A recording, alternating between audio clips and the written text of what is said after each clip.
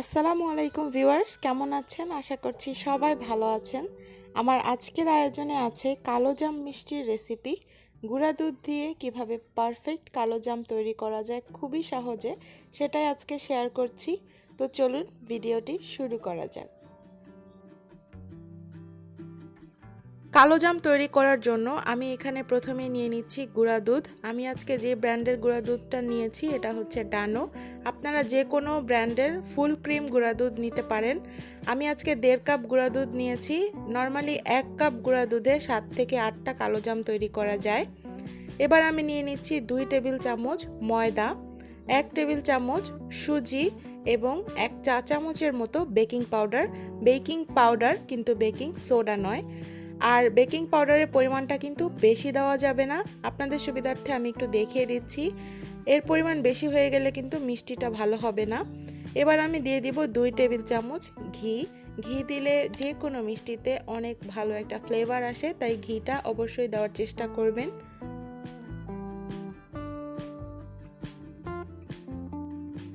কালোজাম মিষ্টি একটু লালচে লালচে হলে দেখতে সুন্দর লাগে, এজন্য আমি অল্প একটু ফুড কালার দিয়েছি রেড কালারের। তবে এটা কিন্তু একদমই অপশনাল, এটা না দিলেও চলবে, স্বাদের কোনো হেরফের এর মধ্যে হবে না। এবার আমি সব কিছুকে একসাথে মিক্স করে নিচ্ছি। হাত দিয়ে একটু ঘষে ঘষে এটাকে মিক্স করতে হবে। দেখতে পাচ্ছেন আমি কিভাবে করছি, ঠিক এভাবেই করতে হবে যেন ঘিয়ের সাথে বাকি সব উপাদানগুলো সুন্দরভাবে মিশে যায় আর ঘিটা যেন কোনোভাবেই দলা পেকে না থাকে। এজন্য হাত দিয়ে সুন্দর করে এগুলোকে স্ক্রাম্বেলের মতো করে নিতে হবে।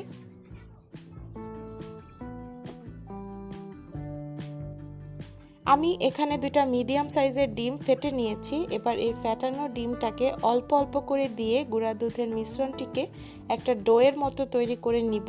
পুরো ডিমটা একবারে ঢেলে দেওয়া যাবে না, তাহলে হয়তোবা দেখা যাবে এই ডোটা বেশি স্টিকি হয়ে যাবে।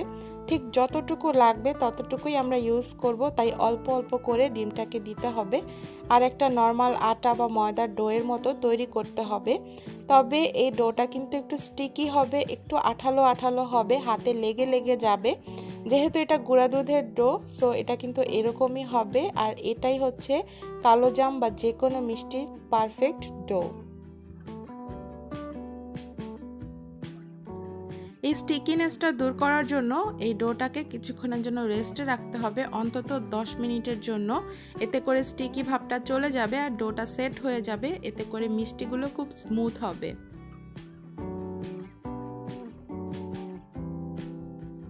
10-15 মিনিট রেস্টে রেখে এবার আমি 2 হাতে একটু ঘি মেখে নিয়ে মিষ্টিগুলোকে বানিয়ে নিচ্ছি। মিষ্টি বানানোর সময় একটা জিনিস খেয়াল রাখতে হবে, সেটা হচ্ছে মিষ্টিগুলোকে একটু ছোট সাইজ করেই বানানো লাগবে। কারণ কি, যখন মিষ্টিগুলো পরিপূর্ণভাবে হয়ে যাবে তখন কিন্তু এটা সাইজে 2 গুণ বা 3 গুণ হয়ে যাবে। যখন ফ্রাই করব তখন অনেকটা ফুলে যাবে। এছাড়া যখন শিরায় রাখা হবে তখনও মিষ্টিগুলো আরও অনেক ফুলে যাবে। সো ওভারঅল পুরো বিষয়টা মাথায় রেখেই এই মিষ্টিগুলোকে মেক করতে হবে।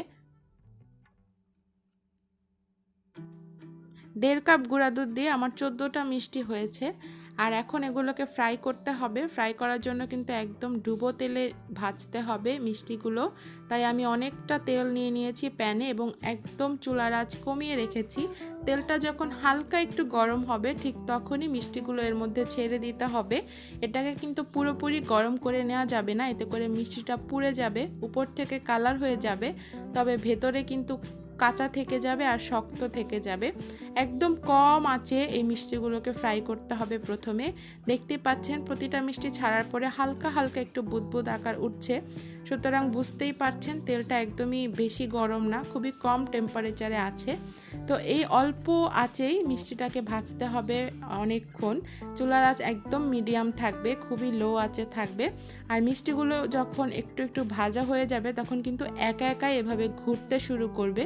দেখতেই পাচ্ছেন এই ব্যাপারটা আমার কাছে খুবই মজার লেগেছে।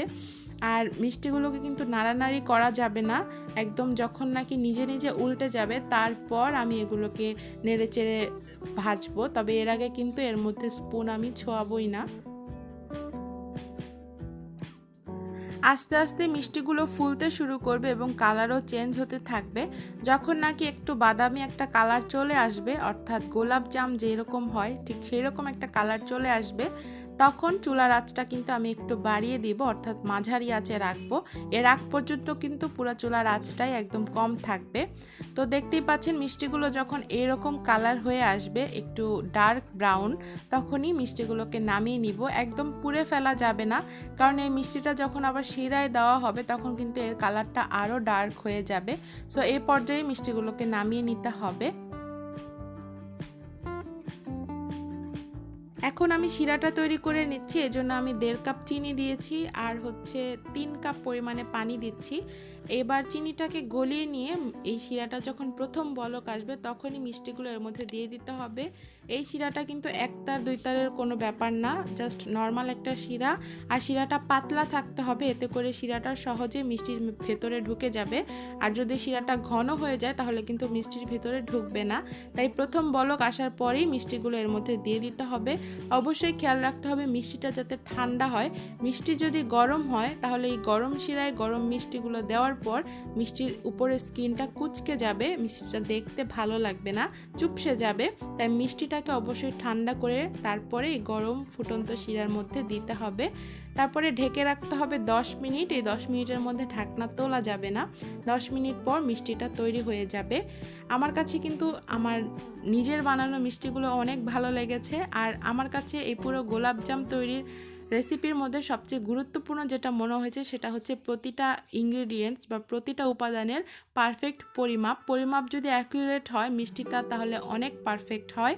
আমি প্রত্যেকটা উপাদান কিন্তু মেজারমেন্ট কাপ দিয়ে মেপে দিয়েছি। সুতরাং আপনারাও যদি এভাবে ঠিক পরিমাপে সব কিছু দেন তাহলে আপনাদের মিষ্টিও এরকম পারফেক্ট হবে। তো 10 মিনিট পর আমি কিন্তু চুলার আঁচ বন্ধ করে রেখেছি। তারপরে আমি মিষ্টিটাকে তুলিনি, এভাবেই প্রায় 1.5 ঘন্টার মতো রেখে দিয়েছিলাম।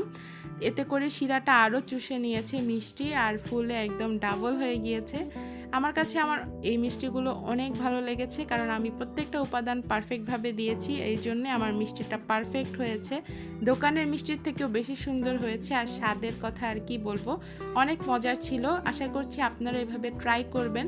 আমার এই রেসিপিটা আপনারা ফলো করতে পারেন, তাহলে আপনাদের মিষ্টিও এরকম পারফেক্ট হবে।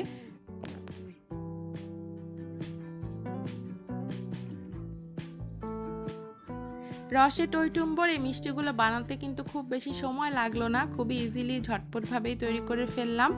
আর উপর থেকে একটু গুঁড়া দুধ ছিটিয়ে দিচ্ছি। এই পর্যায়ে আসলে মাওয়াতে এই মিষ্টিগুলোকে গড়িয়ে নিলে খেতে আরও বেশি ভালো লাগবে। তবে আমার কাছে আসলে মাওয়া ছিল না, এই জন্য আমি গুঁড়া দুধ দিয়ে কাজ চালিয়ে নিলাম। তবে খেতে কিন্তু খারাপ লাগেনি, অনেক ভালো লেগেছে। নিজের হাতের তৈরি করা খাবার এমনিতেও সেটার স্বাদ অন্যরকম, আর যদি পারফেক্টলি হয় তাহলে তার কোনো কথাই নেই। আশা করছি আপনারা ওইভাবে ট্রাই করবেন। আমার আজকের রেসিপিটা আপনাদের কাছে যদি ভালো লাগে অবশ্যই ভিডিওটিতে একটা লাইক করবেন, কমেন্ট করে জানাবেন আপনাদের মূল্যবান মতামত। যারা এখনও আমার চ্যানেলটিকে সাবস্ক্রাইব করেননি অবশ্যই সাবস্ক্রাইব করে পাশে থাকা বেল বাটনটি ক্লিক করে নেবেন, অল অপশনটি সিলেক্ট করে দিবেন, আর আমার পাশেই থাকবেন, আমাকে সাপোর্ট করবেন। আপনাদেরকে অসংখ্য ধন্যবাদ আমার ভিডিওটি এতক্ষণ ধৈর্য সহকারে দেখার জন্য। আপনাদের জন্য মিষ্টিটাকে একটু ভেঙে দেখালাম, ভেতরটা অনেক সুন্দর হয়েছে, সুন্দর একটা কালার এসেছে।